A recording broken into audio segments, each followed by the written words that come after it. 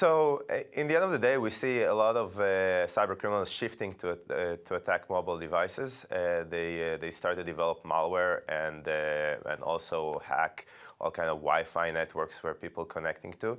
As an example, last year we've identified a threat which was called Gooligan, where Chinese cyber criminals actually hacked millions of devices worldwide, and they were able to gain access to your Gmail, to your Google account, where you usually would store your photos, you have your emails, you have your documents, and they could have basically gained access to all that information on the devices that they have hacked. There are risks for both Apple and Android devices. Most of those devices are susceptible to three main risks. The first one is when people would download applications that might be risky and will contain a malware. And then when you connect to Wi-Fi networks, for example, when you travel, when you're in the airport, or when you're in Starbucks. And the last one is when you click on links that you would receive in text messages that will lead you to misleading websites that can obtain information from you.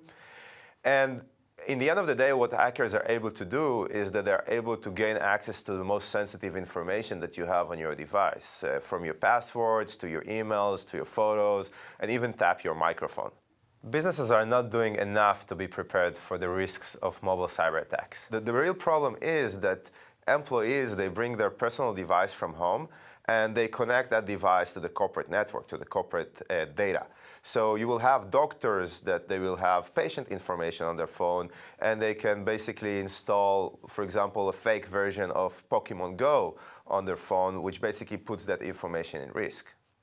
Now, it's enough for only one employee within a company to be breached in order to get access to all of company's data. There are things that we can do to protect our mobile devices from breaches. The most important thing that they should do is probably to put a passcode on their phone. This is the first step that you need to take to make sure that no one has access to it. Then they should really take a look at what apps they're downloading and to which networks they're connecting to and on what links they are pressing. And they should avoid pressing on risky things.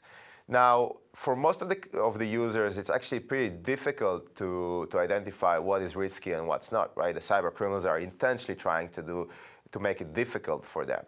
So we do recommend to install security software that can help you to avoid clicking or downloading risky stuff. If you're looking for up-to-date information, you should check our blog at blog.checkpoint.com, where we post updates when there are new threats. You can also look on the websites that the US government posts information at, for example, the US CERT or the FBI.